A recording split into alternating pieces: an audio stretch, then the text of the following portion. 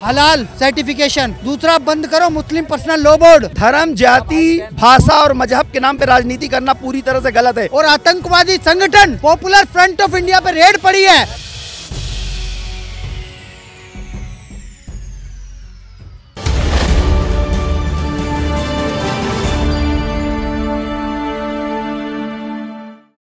RSS प्रमुख मोहन भागवत की मुस्लिम समुदाय से मुलाकात के बाद असदुद्दीन ओवैसी ने कई सवाल मोहन भागवत पर खड़े किए हैं। अब इसी को लेकर जनता के बीच जुड़ेंगे और जनता से जानेंगे कि क्या उनकी प्रतिक्रिया है। बार बार असदुद्दीन ओवैसी मोहन भागवत पर सवाल खड़े करते हैं और मुस्लिम समुदाय को डरा हुआ बताते हैं। इसको लेकर आपकी क्या राय है? देखिए, असदुद्दीन ओवैसी जो हैं वो हमेशा ऐसे विवादित बयान देते ही हैं जिससे पब्लिक भड़के, जनता भड़के और राष्ट्र में कुछ अच्छा हो रहा है तो अच्छा होने नहीं देते हैं। वो हमेशा अपने गलत बयानबाजी से फेमस हैं और इसीलिए वो ऐसा करते हैं। अगर वो अपने गिरेबान में झांक के देखें, एक जरा सी उन्हें शर्म हो, जरा सा उन्हें अगर वो जानकारी हो तो अपने आप पे वो चीज़ लागू करके देखें। मैं एक छोटी सी बात बताऊँगा। 5 मार्च का वो दिन था, 5 मार्च सन 2014 की बात मैं कर रहा हूँ, जिस दिन डॉक्टर मनमोहन सिंह जी ने, पूर्व प्रधानमंत्री ने यह आदेश पारित किया। शासन में ये आदेश आया उनके यहाँ, चंद घंटों के अंदर ये आदेश पारित हो गया। और वो भी कभी जब सूचना जारी हो गई और लोकसभा चुनाव आया तो चंद घंटों के अंदर जारी हो गया। क्या कि वक्फ बोर्ड को ज़मीन दी जा रही है, और वो भी ऐसी ज़मीन जो मात्र 1 हफ्ता पहले अप्लाई हो। आप मीडिया भी हमसे बेहतर जानती है, मेरे बोलने से पहले बेहतर जानती है, लेकिन हाँ, मैं अपने मुंह से ये जरूर कहना चाहूँगा कि उन्होंने जो एक कार्य किया पूरी तरह से गलत किया, असंवैधानिक किया। अगर हम कोई भी केस लड़ते हैं, कहीं भी जाते हैं, तो हमें कम से कम 1 महीना, 2 महीना, 4 महीना, 6 महीना, एक छोटी सी तारीख लगती है। लेकिन मनमोहन सिंह जी ने, पूर्व प्रधानमंत्री ने इतना बड़ा फैसला लिया कि मात्र 1 हफ्ते के अंदर वक्फ बोर्ड को ज़मीन आवंटित कर दी। देश में 3 लोगों के पास सबसे अधिक संपत्ति है। सबसे पहला भारतीय सेना के पास, वो हमारे राष्ट्र का गौरव है। दूसरी ज़मीन हमारे रेलवे के पास है, जो हमारे राष्ट्र का सम्मान है। लेकिन तीसरी ज़मीन वक्फ बोर्ड के पास है। बड़ा दुर्भाग्य हमारे देश का कि एक छोटा सा समुदाय और वक्फ बोर्ड के पास 8 लाख एकड़ से अधिक की संपत्ति है। इससे बड़ा काला दिन और क्या होगा? ये आम आदमी के अधिकारों को दबाने का हनन नहीं तो और क्या है? ये हमारे मौलिक और कर्तव्य के अधिकारों का हनन है। हमें इसकी कड़ी से कड़ी निंदा करनी चाहिए। मैं हिंदू जागरण सभा राष्ट्रीय अध्यक्ष कुंवर सुनील मणि सिंह, मैं देश के आदरणीय प्रधानमंत्री नरेंद्र मोदी जी से मांग करता हूं कि ऐसे वक्फ बोर्ड के असंवैधानिक तरीके से दी गई संपत्ति को पूरी तरह से ऐसे बोर्ड को समाप्त किया जाए और देश की जनता, राष्ट्र की जनता को न्याय मिल सके। और आम लोगों के अधिकारों का हनन नहीं होना चाहिए। ये सभी लोगों का देश है, सभी राष्ट्र का है। इसमें सभी को जीने, खाने, कमाने, रहने का पूरा अधिकार है। आपके अनुसार क्या लगता है कि जो एक धर्म है उसका प्रमुख और दूसरे धर्म का प्रमुख आपस में मिलकर बातचीत नहीं कर सकता, जिस पर असदुद्दीन ओवैसी बार बार सवाल खड़े कर रहे हैं? देखिए, धर्म, जाति, भाषा और मजहब के नाम पे राजनीति करना पूरी तरह से गलत है। जो हमारे आदरणीय प्रधानमंत्री श्री नरेंद्र मोदी जी कभी ऐसा बात नहीं करते हैं। वो कभी जाति, धर्म, भाषा और मजहब की राजनीति नहीं करते, और नरेंद्र मोदी जी को कभी भी ऐसी राजनीति करने की जरूरत नहीं पड़ी है। उनके लिए पूरा देश खड़ा है। मैं कहता हूँ, आज जब कोविड-19 पीरियड आया तो कोविड-19 पीरियड में बड़े से बड़े देश में, बड़े से बड़े राष्ट्र में जो अपने आप को शक्तिशाली कहते थे, पूरे देश में श्री नरेंद्र मोदी जी ने परचम लहरा दिया। पूरी दुनिया को बता दिया, विश्व को बता दिया कि भारत का स्थान क्या है। और आप सब भी जानते हैं कि आज कोविड-19 में भारत ने सबसे मजबूती तरीके से अपना पक्ष रखा, और डॉक्टर मनमोहन सिंह जी चरणों की धूल भी नहीं है। वो अपनी तुलना उनसे ना करें। उन्होंने 6 घंटे पहले एक अध्यादेश जारी किया और वक्फ बोर्ड के नाम ज़मीन आवंटित कर दी, जो हमारे हिंदुओं के साथ बहुत गलत हुआ। एक छोटी सी तुच्छ राजनीति करने की जरूरत जो है उनको पड़ गई। इतने बड़े पद पर रह के उन्होंने पद का दुरुपयोग किया है, सत्ता का दुरुपयोग किया है। ऐसे लोगों के खिलाफ कड़ी से कड़ी कार्रवाई होनी चाहिए और उन्हें दंडित किया जाना चाहिए। बार असदुद्दीन ओवैसी मुस्लिम समाज को डरा हुआ बताते हैं, तो क्या लगता है भारत में मुसलमान डरा हुआ है? भारत का मुसलमान जितना सुरक्षित है उतना पूरे दुनिया में कहीं सुरक्षित नहीं है। उनको ले जाके अफगानिस्तान का वो मंजर दिखाएं असदुद्दीन ओवैसी को। अगर 4 घंटे वहाँ वो रह सकते थे तो मैं इस बात को मान लूँगा। वो हमेशा ऐसे विवादित बयान देते हैं, वो हमेशा डरा हुआ यही पता जब उनके ऊपर जब गोली चलाई गई तो उनकी खिड़की पे गोली नहीं लगी, गोली लगी टायर के नीचे असदुद्दीन ओवैसी। हाँ, तो ये हमेशा वैसे विवादित बयान देते हैं और उनको ऐसा विवादित बयान देने का कोई अधिकार नहीं है। सर, आपका क्या मानना है कि क्या भारत का मुसलमान डरा हुआ? मुसलमान डरा हुआ नहीं है, कांग्रेस पार्टी ने मुसलमान को डरा हुआ दिखा के भारत के हिंदुओं को ठगा है और भारत में वक्फ बोर्ड बना के हिंदुओं के मंदिर, हिंदुओं की जमीन, गुर्जर समाज की जय, हिंदुओं की जमीनों पे कब्जे लिए सर और लूटा। आगे की स्थिति मैं बताता हूँ। केरल में अभी 3 गांव ऐसे हैं जिनमें वक्फ बोर्ड की भी पूरी जमीन दे दी गई। ये बड़ा दुर्भाग्य है कि अगर वह व्यक्ति अपनी जमीन, निजी पुश्तैनी जमीन को भी बेचना चाहता है तो उसे वक्फ बोर्ड से परमिशन लेना पड़ता है। 8 लाख एकड़ इतना बड़ा भूभाग एक छोटे से अल्पसंख्यक समाज को देने की ऐसी जरूरत क्या पड़ी? ऐसी तुच्छ राजनीति कांग्रेस करती है कि व्यक्ति सोच भी नहीं सकता। चुल्लू भर पानी में उन्हें शर्म करनी चाहिए डूबने के लिए। क्या असदुद्दीन ओवैसी एक ही समाज के ऊपर राजनीति करके राजनीति में आगे बढ़ सकते हैं? वो कभी जीवन में ऐसे नहीं कर पाएंगे। ऐसी घटिया किस्म की राजनीति करना उनको शोभा भी नहीं देता है। वो एक अच्छे व्यापारी हैं, एक अच्छे वकील हैं, सुप्रीम कोर्ट के लायर हैं, पढ़े लिखे हैं और विदेशों से पढ़ के आए हैं। और मेरे ये बात समझ में नहीं आती, एक इतने अच्छे पढ़े लिखे इंसान को ऐसा करने की क्या ज़रूरत है? और जैसे जहाँ मैं थोड़ा बहुत कुरान के बारे में जानता हूँ तो मैं बताता हूँ, मुसल्लम ईमान, जिस मुसलमान का ईमान बराबर नहीं वो मुसलमान नहीं। अच्छा, उनका कहना है कि जो मुसलमान, जो पढ़े लिखे मुसलमान हैं वही समाज का भला करेंगे, मुस्लिम समाज का भला करेंगे, लेकिन वही लोग जब दूसरे समाज के लोगों के साथ मिलते हैं, जाकर बातचीत करते हैं, उनके अनुसार वो गलत साबित हो रहा है। उसको लेकर क्या कहें?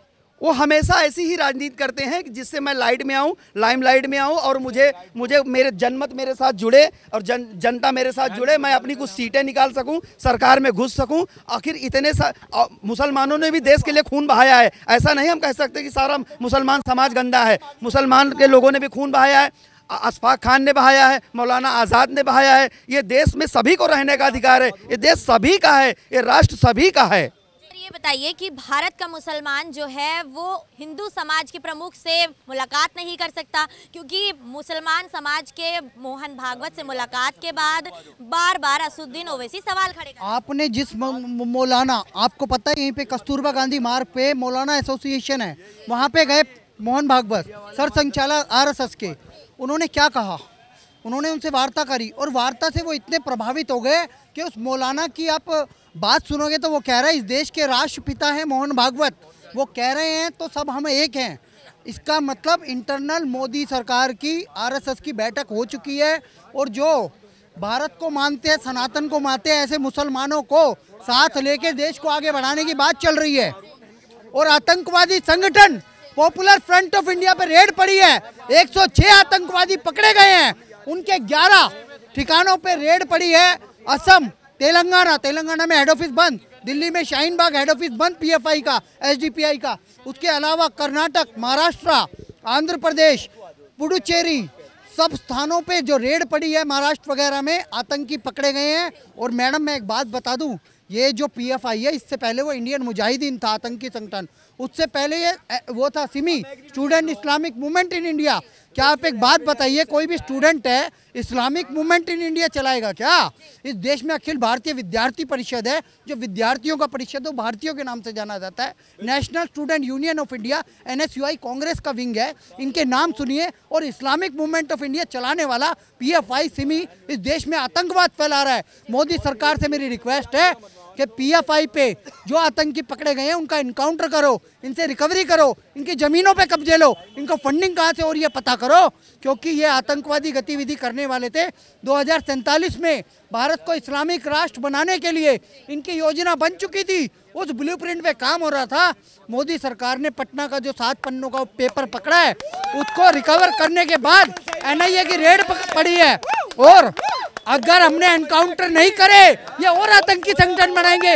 SDPI इनका है और CFI इनका कैंपस फ्रंट ऑफ इंडिया, आपको पता है ईरान में बुरके बंद है, ईरान में बुरके बैन हो रहे हैं, लेकिन भारत में बुरके चलाए जा रहे हैं।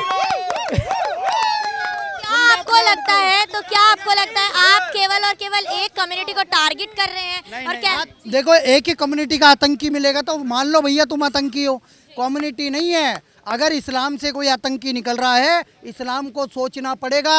मदरसों में क्या पढ़ाया जा रहा है सोचना पड़ेगा। मस्जिदों से क्यों नारे निकल रहे हैं, नारा तकबीर अल्लाहू अकबर, क्यों? यूके में बर्मिंघम में हिंदुओं पे टारगेट किया जा रहा है। भाई दिल्ली तक सीमित रहते, अफगानिस्तान, ईरान, इराक तक सीमित रहते, तुम यहाँ पे नारे लगा रहे हो, नारा तकबीर अल्लाहू अकबर, हिंदुओं को कत्लेआम करने की बात कर रहे हो। तुम कह रहे हो RSS और VHP BJP को हम मार देंगे, तो भैया मुसलमानों पे उठेगा सवाल, क्योंकि तुम नारा तकबीर लगाओगे तो अल्लाह का नाम आएगा, अल्लाह का नाम होएगा तो इस्लाम बदनाम होएगा। तुम उन लोगों के खिलाफ फतवे जारी करो जो आतंकी हैं, जो इस्लाम को बदनाम कर रहे हैं, जो इस्लाम के नाम पे, जो मोहम्मद साहब के नाम पे आतंकी संगठन चला रहे हैं पाकिस्तान में, जिसका नाम है जैश ए मोहम्मद। क्या किसी मौलाना ने उसके खिलाफ फतवा निकाला? मुस्लिम तो टारगेट होगा। जो स्लीपर सेल हरामखोर कन्हैया लाल का गला काटते हैं उदयपुर में, क्या कहते हैं कि गोश्त मोहम्मद और मोहम्मद रियाज क्या कहते हैं कि हम लोग ये गर्दन काट के आए हैं कन्हैया लाल की, और यही तलवार मोदी तेरे तक जाएगी। आप सोचो, ऐसी भाषा बोलने वालों के खिलाफ फतवा आया। वो चिश्ती था अजमेर का, उसने भी हिंदुओं के खिलाफ ही जहर उगला कि हम 36 करोड़ हो चुके हैं और हम हिंदुओं से बदला ले सकते हैं। ओवैसी का भाई कहता है हम 25 करोड़ हो चुके हैं, 15 मिनट पुलिस हटा दो, 100 करोड़ हिंदुओं को सबक सिखा देंगे। ऐसी भाषा बोलने वाले मुसलमानों पे कार्रवाई होएगी। और अगर आप अपने आप को आतंकी मानते हो तो मानो, अगर गलत काम करोगे तो भुगतना पड़ेगा, PFI को भी भुगतना पड़ेगा। देश में इस तरीके का उपद्रव फैलना और बार बार हिंदू मुस्लिम जैसी घटनाएं सामने होना, इसका जिम्मेदार कौन? देखो, उपद्रव फैल रहा है कुछ मौलाना मौलवियों की वजह से और गलत तालीम की वजह से। हम चाहते हैं ये मेन स्ट्रीम में आ जाए। योगी आदित्यनाथ जी ने जो सर्वेक्षण करने की बोली है मदरसों की, वो क्यों बोली है? क्योंकि मदरसों में अलकायदा के सच में संगठन चल रहे हैं। पाकिस्तान में 90% जो मदरसे होते हैं उसमें आतंकी पकड़े जाते हैं। 30,000 पे लेके कसाब आया था भारत में ब्लास्ट करने, 26/11 आतंकी हमला किया उसने। अगर मदरसों में अलकायदा का संगठन चलेगा तो हिमंता बिस्वा शर्मा 3 मदरसों को बंद करेगा और उत्तर प्रदेश में भी मदरसों पे बैन लगेगा। मैडम, वो अभी भी आप एक ही कम्युनिटी को टारगेट कर रहे हैं, तो कहीं ना कहीं उपद्रव फैलने में हिंदू पक्ष का बिल्कुल भी हाथ नहीं है। मैं न्यूज़ 15 के माध्यम से कहना चाहता हूँ, हिंदू अगर आतंकवादी होता ना तो राम मंदिर छीन के ले लेता, 550 साल की कोर्ट की लड़ाई नहीं लड़ता। आज भी मुस्लिम पक्ष के विरोध में वाराणसी कोर्ट ने फैसला दिया और कहा है सुनवाई अभी होगी, क्योंकि वो ज्ञानवापी मंदिर है, ऐसा मेरा मानना है। और कोर्ट भी जल्दी इस पे फैसला देने वाला है। और एक और बात बता रहा हूँ मैडम मैं आपको, कि मुसलमानों को कोई बदनाम नहीं कर रहा, मुसलमानों को कोई टारगेट नहीं कर रहा। ये तो कहते हैं हिंदू मुस्लिम, ये कहते हैं गंगा जमुनी तहजीब, हिंदू मुस्लिम भाईचारा, लेकिन निभाते नहीं हैं। टारगेट पे हिंदुओं को रखते हैं। हाथ जोड़ के दे दो हमारे कृष्ण की जन्मभूमि और हमारा विश्वेश्वर महादेव, तब माना जाएगा हिंदू मुस्लिम भाईचारा। लेकिन और सब टारगेटेड है, बिल्कुल टारगेटेड है। इसके बाद अलावा एक बात बता देता हूँ अंजलि मैडम, आपके न्यूज़ 15 के माध्यम से, कि इस देश में बंटवारा करने वाले कांग्रेस वाले हैं। उन्होंने हलाल सर्टिफिकेशन दिया, उन्होंने सेकुलर कंट्री में कहा कि यहाँ पे मुस्लिम पर्सनल लॉ बोर्ड चलेगा। क्या जैन पर्सनल लॉ बोर्ड सुना है? क्या हिंदू पर्सनल लॉ बोर्ड सुना है? सिख, जैन, पारसी, यहूदी और सब रहते हैं यहाँ, बौद्ध वगैरह, उनके नाम से कोई पर्सनल लॉ बोर्ड नहीं है। लेकिन यहाँ वक्फ बोर्ड मुसलमानों के लिए बना के दिया है, लाखों की ज़मीन ले जा रहे हैं। और एक भाई साहब की एक बात मैं बता दूँ, जो मनमोहन सिंह है ना, उसने कहा था भारत की संपत्ति पे पहला अधिकार मुसलमानों अल्पसंख्यकों का है। और उन्हीं ने 2014 में जो ज़मीन दी है, क्या कह के दी है मैडम? पहले पैसा दिया जाता था, दारू दी जाती थी। एक और बात बता रहा हूँ मैं, वक्फ के नाम पे जमीन देके इनको पैसा दिया जा रहा है, एक तरीके से इनडायरेक्ट वे में लाखों करोड़ की जमीनें दी जा रही है। भाई पैसा मत दो, जमीनें दे दो। पैसा मत दो, मौलानाओं को सैलरी दे दो। केजरीवाल सैलरी दे रहा है, वो फतवा जारी कर देंगे। देखो, इस देश में मोदी सरकार से डिमांड है मेरी, एक तो आप बंद करो हलाल सर्टिफिकेशन, दूसरा बंद करो मुस्लिम पर्सनल लॉ बोर्ड, तीसरा बंद करो वक्फ बोर्ड। मोदी सरकार, आपसे मेरी रिक्वेस्ट है, भारत की टोटल आबादी 140 करोड़ है, उस अनुसार भारत का मुसलमान 18% हो चुका है। यूनाइटेड नेशन कहता है 5% आबादी को टोटल आबादी का अल्पसंख्यक माना जाएगा, लेकिन ये लोग 18% होके भी अल्पसंख्यक है, सारी सुविधाएं भोग रहे हैं। मैडम, न्यूज़ 15 के माध्यम से मोदी सरकार से मेरी रिक्वेस्ट है कि ये क्लेम करना बंद करके अल्पसंख्यक है, ये अल्पसंख्यक नहीं बहुसंख्यक हो चुके हैं, इनसे सारी सुविधाएं छीनी जानी चाहिए और जल्द से जल्द इन पे कार्रवाई होनी चाहिए। हम मुसलमानों के खिलाफ नहीं है, हम तुष्टीकरण के खिलाफ है, हम कांग्रेस के खिलाफ है, हम केजरीवाल और समाजवादी पार्टी, आरजेडी, जेडीयू, इन सब पार्टियां जो तुष्टीकरण करती है इनके खिलाफ है और रहेंगे जब तक ये बदल नहीं जाता। नहीं तो हमें आंदोलन करना पड़े तो वो भी करेंगे, हम करोड़ों लोग सड़कों पे उतर जाएंगे, लेकिन हम तुष्टीकरण बर्दाश्त नहीं करेंगे। तो देखा आप सभी ने कि किस तरीके से दिल्ली की जनता ने अपनी प्रतिक्रिया की है और इस वक्त हम दिल्ली की जनता के बीच मौजूद थे, उन्होंने किस तरीके से इस मुद्दे पर अपनी राय रखी है। इस किसी और मुद्दे के साथ आप सभी के साथ मैं अंजलि राठौर अपने कैमरा पर्सन मिथिलेश के साथ लौटूंगी। फिर से जुड़े रहिएगा द न्यूज़ 15 के साथ। शुक्रिया।